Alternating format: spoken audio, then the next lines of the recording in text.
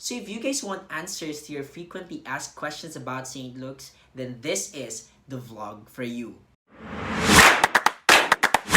Hello everyone, this is JV back again and welcome back to my channel. In this vlog, we are going to introduce a new segment and it's going to be called FAQ. So FAQ is basically an FAQ vlog about something, and in this video in particular, we are going to talk about some of the frequently asked questions about St. Luke's College of Medicine. So if you guys are new to my channel, I am JV Tomas and I'm a first year medical student from St. Luke's Medical Center, College of Medicine, William H. Quasha Memorial. Yes! But before we continue, I hope that you guys can subscribe to my channel and like this video, and if you guys want as well, leave some positive comments down below. So in this episode, I've divided the frequently asked questions into two. The first one being the basics about St. Luke's as an institution, as a school, and the other half is basically about student life in general. Have fun! So the first question is, where is St. Luke's College of Medicine located? I personally don't know the exact address, but I'm just gonna place it here. Yep, here it is. As far as I'm concerned, I feel like it is waysable, or you can find it on Google Maps. But just in case that you guys can find the college on Google Maps, you guys can search St. Luke's Medical Center, Quezon City instead. The school is just right beside, or I think right behind, the hospital, so you guys can ask the staff, the guards, and they can lead you to where the St. Luke's College of Medicine is. So let's move on to the next question. What NMAT percentile ranking should I have before applying? So as of now, St. Luke's only accept those students who have equal or greater than 90 percentile ranking in the NMAT. That's actually one of the first things that the people in the registrar's office will ask you when you apply.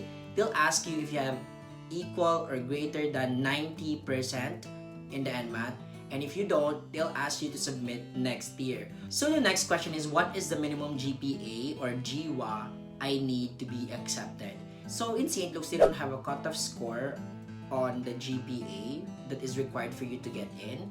They probably have like rules on that during deliberations, but like they don't publicize it. But just to have a better chances of getting in, you have to take good care of your GWA or GPA and make it as high as possible, as high as you can, because the higher it is, I believe there's going to be a greater chance of you getting in. So the next question is, what happens if I don't have the recommended units? Are there any disadvantage in the application?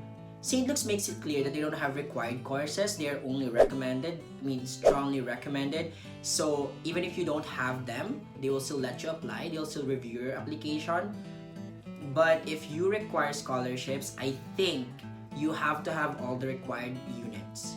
I don't think that application-wise or admission-wise, you're at a disadvantage just because you don't have the units. It shouldn't matter as much as your GWA and NMAT. I think it only matters if you require scholarships. But, just to be sure, just ask the registrar about it. But that's the answer I can give you. So the next question is, how much is the tuition fee? So the tuition fees vary per academic year and year level, so I can't really give you an exact amount. But it fluctuates around 140 to 160,000. And it's actually almost the same as the tuition fees of the bigger medical schools in the metro. So yeah, it's around 140 to 160,000 pesos per semester. So let's move on to the next question.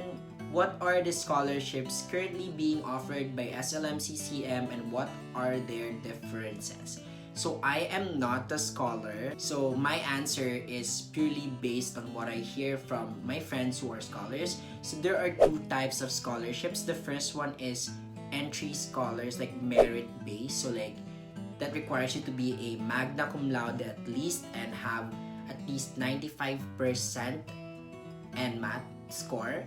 And then the other one is foundation scholars. It's very limited.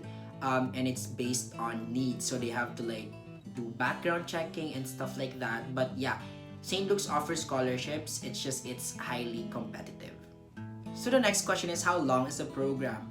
The program is 5 years long and it's composed of your preclinical year, so that's like first year, second year, third year, and then your junior and senior internship. So that's 5 years as compared to other schools that offer 4 years MD program. So the next question is actually related to the previous question. It is, how is the curriculum different as compared to other schools?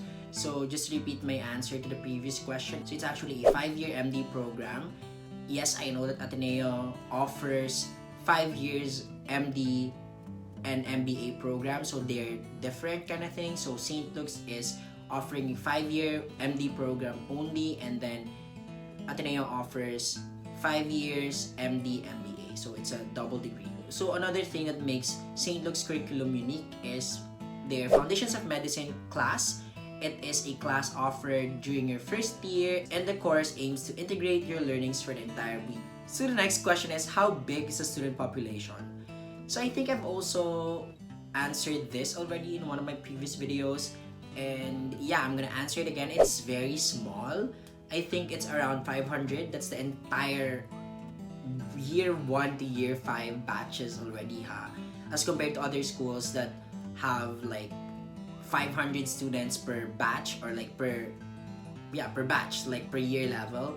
As I mentioned before, I think that's a good thing for me because I feel like the professors can keep track of the students' progress, and they know which ones that need help or like need more attention, stuff like that. So I think that's a good thing. Aside from that, you get to be closer to your batchmates because you kind of like know most of them. Not all, but probably most of them. So you get to like build, genuine, stronger connections with the people around you. Okay, so let's move on now to the next half of these fact you about St. Luke's. So the first question is, do you have a lot of exams or quizzes or projects? So to answer your question, we do have a few number of exams and just a couple of quizzes. I don't know if you guys see that as a good thing or a bad thing. It's a good thing in the sense that you just have to worry about a few number of exams. I think there are only like 7 to 8 exams per year, and that depends on your year level, of course. And I'm not sure if you guys see that as a good thing or a bad thing, because if you fail one exam and you fail it hard, like you bump it hard, then it's super hard to recover from it, especially that the exams are gonna get harder. So yeah, you will have less exam days, but I'm not sure how you guys perceive that, because if you're not a stellar student like me and you failed one of the exams hard, then it's super hard to recover from it. But if you're an okay student, like if you pass your classes, then I guess that's a good thing for you. So probably a tip for you guys is to take your exams seriously, like each of them. Never make an exam a sacrifice. Just try to do well in your exams and you should be fine. So the next question is, what is the normal schedule of classes like for the students? In general, in St. Luke's, we have classes from 8 a.m. to 5 p.m. But for freshies, so that's for first year medical students, you guys will only have classes from 8 a.m. to 3 p.m. So you might be wondering, oh my gosh, am I free from 3 to 5 p.m.? Yes, if you're a freshie, I think that's the answer. Most of the time, you're free. But there are sometimes that your professors will require you to attend a class. Like, for example, a class called Introduction to Medical Profession. That's when you have your class for that, so 3 to 5. But that's, I think, once a month or once a block, I guess. So yeah, you won't need those 3 to 5 every day, but it's just there, just in case you have suspensions because of typhoon or like other things. So yeah, it's a free time for you guys. So the next question is, how's the org life like? So since we have a small community in St. Luke's, I feel like organizations serve as avenues for the students to find other students having the same interests as them, because technically even without those organizations, you get to know each other, or at least you know them by face. But like if you guys have common passion for music, dancing, or debate, then you can join an organization for that. Our next question is it true that the SLMCCM environment is mental health friendly? Yes, we are mental health friendly.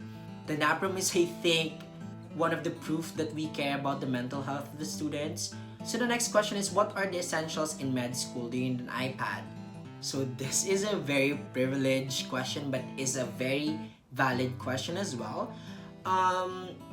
Essentials, I think it's very essential to have highlighters if you like writing, and a tablet or a laptop if you like, typing, or like you don't want to waste paper and stuff like that. So it depends on your perception, like it depends on how you like to study. But I'm going to make a vlog about the essentials for first year medical students soon, so you should check that out. So the next question is, how to be a YouTuber and a med student? Curious lang ako. Super galing that you are both. I mean, I don't even consider myself as a YouTuber yet, but if the definition of a YouTuber is someone that does YouTube things, then I guess I'm a YouTuber. But yeah, how to be a YouTuber and med student at the same time? I guess you just have to balance your time, and you just have to make sure that you're having fun in both areas. So yeah, vlogging is not an easy task, and med is for sure not an easy task as well. So you have to have good time management skills, I believe, for you to be able to enjoy both. But yeah, again, as you've noticed from what I said, you have to enjoy both talaga. You can't just do vlogging just because people tell you to do so, but you have to enjoy. And as I mentioned in one of my previous vlogs, I actually enjoy vlogging, and this is my de-stressor during med school. So yeah, just manage your time and you could be both. So the next question is, any tips and advice for us incoming freshies? Any study tips that will be helpful for incoming med students? So to make the answer short, I think you have to know your study style, because we learn differently. Some people like going out in coffee shops like me. Some people just want to stay in the condo. So you have to know how you study, and your capacity of learning as well. Like, are you an auditory learner? Are you a visual learner? And all of those. So to have that in mind before you even start med school will help you a lot. Because you don't have to figure that out anymore when you're in medical school. You can just focus on your subjects because they're challenging. So that's one thing off your plate already. So that's good. So you have to know how you study. So next question, what study places do you recommend? So personally, I study out a lot. I do not like studying in the library because I feel like it's boring, like no one's talking, and I like talking to people. And when I study, I am kind of loud. So yeah, library is not for me. So I invite my friends, and we always almost go out every day to study, but more so because I want to chica things. But yeah, so some study places that I can recommend. If you don't want to go far, then there's Starbucks close to the school, and there's also Black Scoop close to Hemadi Street. Is that a street or avenue? But yeah, Hemadi. But if you want more options, then I guess you can go to Rob Mags or Robinson's Magnolia. That's where we study. Starbucks Reserve is fancy AF. And yeah, I personally like studying at Robinson's Magnolia because when I get tired of studying, I just walk around and look for things and just use your phone and watch other people walk, stuff like that. So yeah, those are some of my recommendations. Next question, as a freshie, how did you learn to adjust to medical school? It was super hard to adjust at first, but you'll get there as long as you persevere and you are dedicated, because you really want this, right? You want this, right?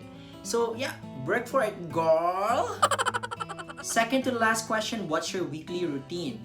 I want to hear about your day from start to end. Oh my gosh, so I cannot recap. I don't even remember when was the last time I was at school. And yeah, I'm gonna make a vlog about it soon. So I guess just to give you an overview, we go to school at 8 a.m. Lunchtime 11:30. No, it's at 12. We go to lunch at 12 until 1, and then we start at 1 to 3 again. And then bye-bye school, we go to Rob Mag with friends, and then we study until 11, 12, and then we grab home together because it's cheaper if you guys carpool. So yeah, that's basically my daily routine when I'm in school. But during weekends, we usually study out after lunch. But during exam weeks, we study out earlier than that. So that's an overview of my routine per week. Lastly, oh my gosh, thank you Lord Jesus Christ. Last question. Do you have any tips for us to do right now before we enter med school to help us prepare? I think you can start reading about physiology, anatomy, and stuff like that, but I wouldn't recommend it. I mean, you can if you want to, but like I wouldn't want you to like, spend your last free months of your life studying even before med school starts. So, just chill and like if you can read some visual concepts, some anatomy concepts, and that's okay. But if you want to study something in advance, I believe that should be physiology because anatomy, biochem, they're more of memorization. There's some application, of course, but physio is a different kind of application. So if you want to start studying now, I suggest you study physiology. So yeah, that was a very long one, and thank you guys for staying. If you guys have more questions, concerns, or anything at all about medical school, about St. Luke's, about me, about the government, everything, anything, leave them down below. And please don't forget to subscribe to my channel, like this video. If you don't like it, please don't unlike it. Just just forget about the video itself. Just don't unlike it. But yeah, I hope to see you guys in St. Luke's or probably in medical conferences soon. Because you're here for a reason, you're here because you want to be a doctor, and I can't wait for you to reach your dream. As you watch me whip, just kidding, as you watch me reach that MD. So thank you guys for watching. I hope that you guys had fun. And I'll see you guys again soon for the next FAQ vlog or like any vlogs. Okay, that's it. Bye guys!